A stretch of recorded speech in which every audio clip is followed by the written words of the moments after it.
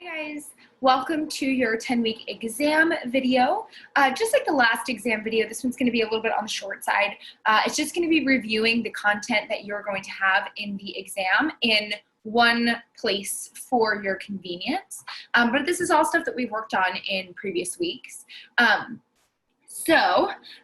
of the tips that I mentioned last time apply. I would definitely recommend that you get started on this earlier rather than later. It'd be a great idea to kind of film it in multiple segments would be a good idea. And then also, just make sure that you're being very conscientious, as always, with the exam materials. As I hope that you noticed from the last exam, these exams are really not harder than the stuff that you're doing every week, pretty much.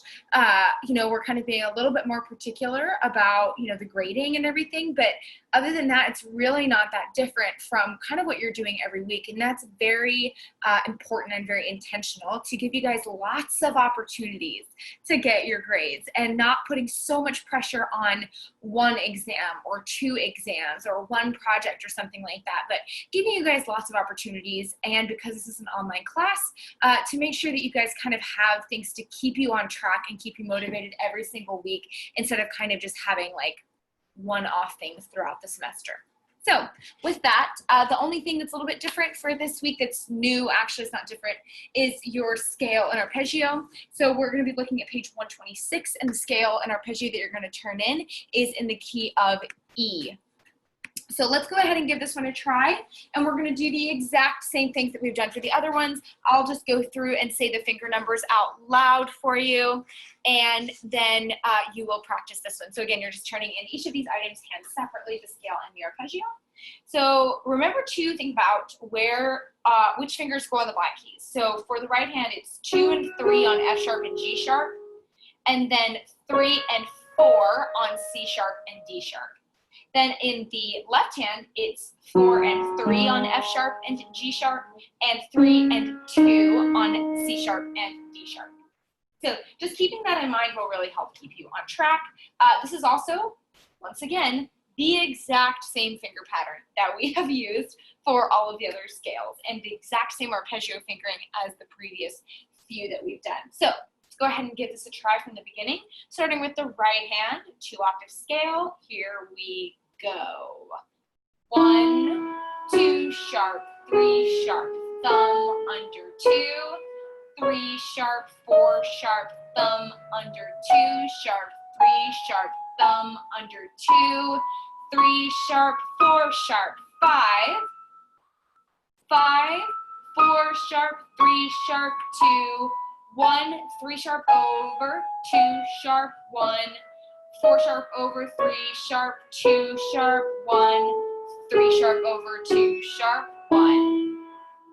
And then here is the left hand. So make sure that you practice the right hand alone several times. Comfortable with that. Then we'll try the left hand.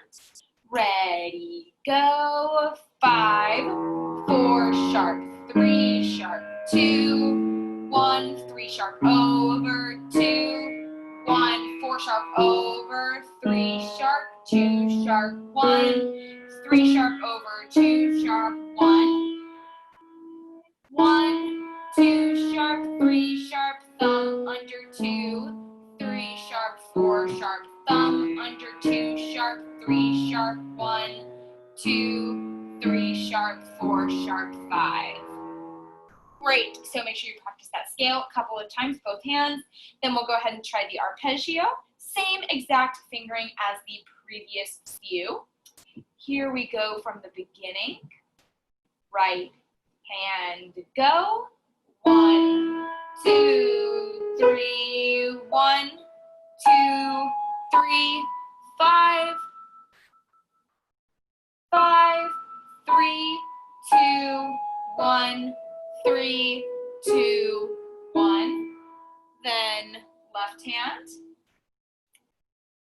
5, 3, 2, 1, 3, 2, 1, 1, 2, 3, 1, 2, 3, 5. Beautiful job. So that's it for the technique that you need to do. So we'll go ahead and move on, and let's go ahead and just review these solo reps. So again, I'll just play these each for you just that way you have them in a convenient location. We have page 80, Etude, as your first option. And for this one, we are going to be in an A minor hand position for the first 2 lines, a C major hand position for the second 2 lines. We have a lot of the kind of the left hand following the right hand or the right hand following the left hand. So I'll go ahead and give you a quick demonstration of this one so you can hear how this one sounds, and then I'll move on and show you the other options. 1, ready, go.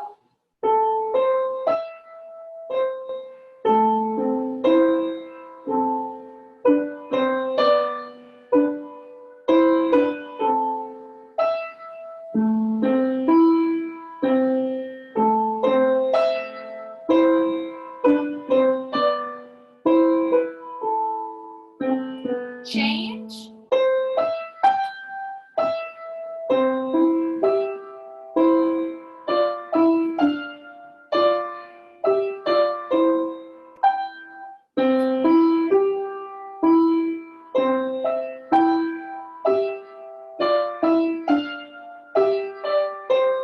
Back to the beginning.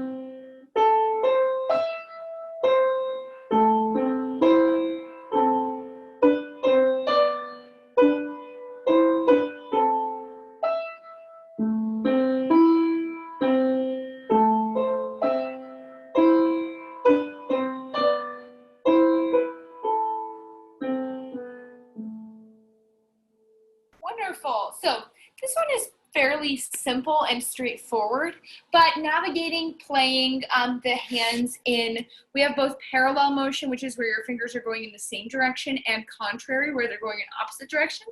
That's a little bit of a challenge, so I would definitely, if you choose this one, practice hands separately several times, and you could also go through saying the finger numbers or note names for either hand. Then we'll go ahead and take a look at the next option, which is Toccatina on page 88 and 89. And in this one, again, fairly straightforward. A little bit, actually, I think, like less complicated in terms of the fingers than the Etude. But this one, we have a lot more hand position changes. So if you have those marked in throughout, which you should, it really should not be too terribly difficult. But just to keep an eye on those different changes in hand position, the different chords that we're kind of emphasizing throughout. Also, remember this one also has a da capo, so we go back to the beginning and then go to the first line of the second page. So and just a quick reminder from the last time we talked about this piece, they have the fingers here at the top of the line as 1, 3, 1, 3, 1, 3, 1, 3, 1, 3. If you want to do 1, 3, 2, 4, 3, 5, 4, 2, 1, 3, that's just fine. Totally about your preference and what you can do and still play it nice and staccato. And that's one thing for the exam, we would definitely want to hear you playing this with a good staccato touch. You can't be going like, it sounds cool like that, but it needs to be. So here is a quick demo of this one. 1, 2, ready, go.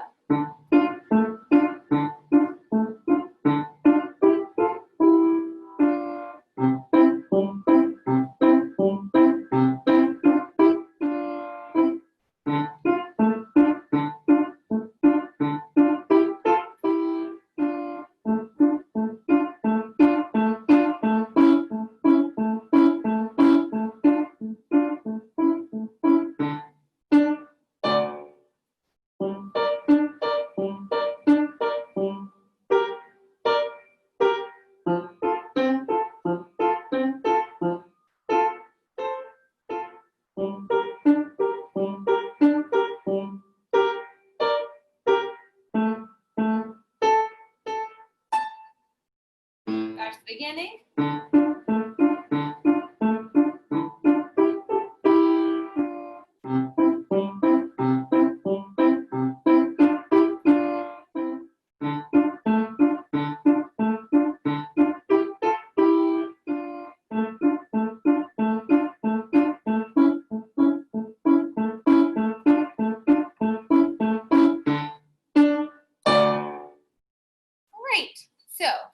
Again, pretty straightforward on that one. Definitely make sure that you get that staccato touch going. With the alternation between the hands, it probably makes sense to do majority of your practice hands together, but just definitely try it really slow. And maybe do just one line at a time. That way you can really emphasize those patterns and notice which lines are the same and where different content repeats. So let's go ahead and look at next topsy-turvy on 100 through 101. And this one is really similar to Tocatina, actually, in that we go have different hand positions and we kind of are moving on each line. And it's also really similar to Little Scherzo because our hand position is always determined by our thumbs being right next to each other. That would be something that if you're going to choose this one for your song, I would definitely recommend that you have that written in. That would make it really, really helpful to just kind of notice where you have all of these places where your thumbs go, because that kind of defines the hand position. We also have those crosses where the left hand crosses over the right hand, so just be careful with that. But other than that, this follows a pretty repetitive pattern, like throughout the whole thing, and there's a lot of lines that are exactly identical. So that makes it a little bit easier to follow. And so here it is demonstrated from beginning to end. 1, 2, ready, go.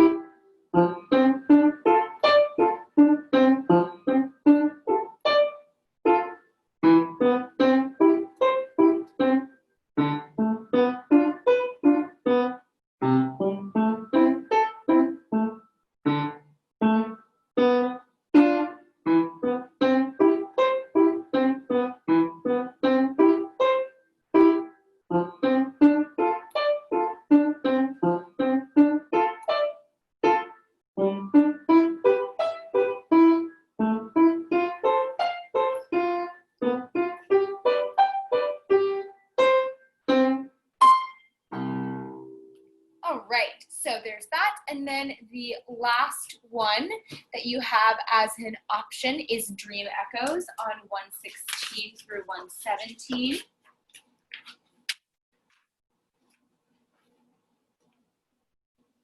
So this is another one where I would just have your different hand positions marked in. Again, it's really similar to a lot of the other songs that we've done in this unit. This one is definitely more melodic and lyrical. If you do this one for the exam, you would want to perform this one with a pedal if you have one. If you don't have a pedal on your keyboard, you can probably pretty easily get one for not too expensive. But if that is difficult for you to get, then that's no problem, and just let us know. So I'll go ahead and demonstrate this one, and this one and the previous one. Actually, most of these, except for the etude, I would recommend that a majority of your practice actually be hands together because they switch back and forth between the hands quite a bit. So you'll just want to practice in short sections and practice slowly. So here is how this one sounds all put together.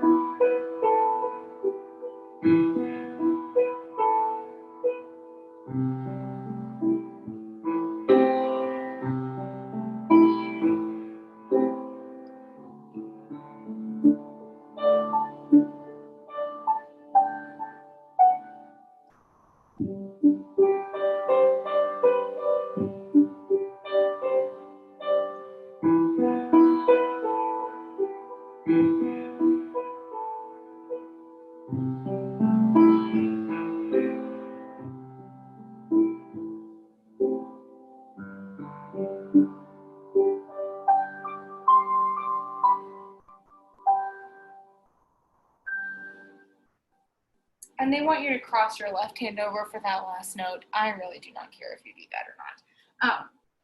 So that one is definitely kind of the prettiest one. It's very lyrical and beautiful. So I imagine a lot of people want to play that one because it's really pretty and it's really not that hard. Again, and I demonstrated all of these a moderate tempo. So I wasn't going super, super fast on any of these. You could definitely perform these slower and still be successful in the exam if your tempo still evident, if there's evidence of preparedness that clearly you worked on this. I would be a little bit cautious if you're going like half the tempo of anything that I demonstrated for the exam, just because there's not that much content. The main emphasis on the exam is this solo rep and that you're preparing this really well. So just kind of keeping that in mind, that you want to kind of aim for something close to what I did. If you can go faster, great. But again, just make sure that, if it's getting like way, way, way slower than that, you might want to just, figure that out. Go faster, practice it more. So last thing that we're going to do is I'm just going to show you your harmonization, which is the one that's at the bottom of 115. So that's right over here, and just be careful for these diminished chords in this one. You definitely want to make sure that you have all of the notes written in for the exam just to make that a little bit easier for you. So what I will go ahead and do is just play your part, and then I will actually go through and just play both parts so that you can hear it with the melody. You don't need to do anything with the melody for the exam. All you need to do is play the two bass clefs, but I'll let you hear what it sounds like with both parts together. And if you want to have somebody come in and play the melody with you, we just might be so impressed. I don't know, there might have to be like an extra point involved, or something. If you had somebody come and play the melody part while you were playing it, they could play it on the piano, they could sing it, they could play their flute and or clarinet, as long as you were socially distanced, safe proceedings. But just something to consider. You could also have them do it virtually and then you could put it together. You don't have to do that. That's completely optional. But here it is, both parts, or just your part. And I'll just call out the chords for this one time so you can hear it, and then show you what it sounds like with both parts together. E minor, E diminished, E minor, stay on E minor, B,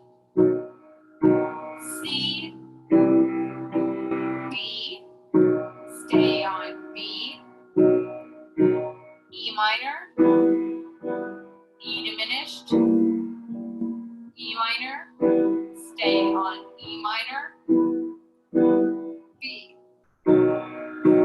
B, E minor. Great, now here's how it will sound with both parts together. Again, this is not necessary for the exam, just in case you want to spice it up a little bit. You don't have to play both parts. You could have somebody else play the melody part on a piano or another instrument.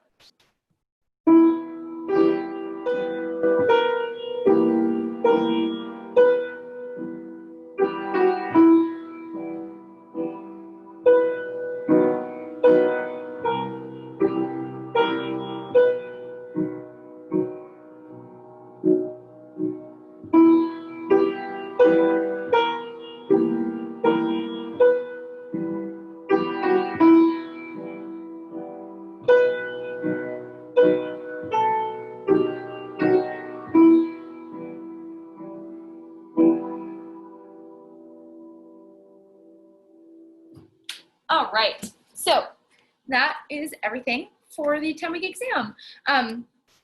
A quick note is to just make sure that you're already kind of thinking about and maybe talking with your project partners for the semester, because that's sort of will be the next big thing coming up, will be the project. So just make sure that you are practicing all these items, that you film and turn everything in on time, and happy practicing, and I will see you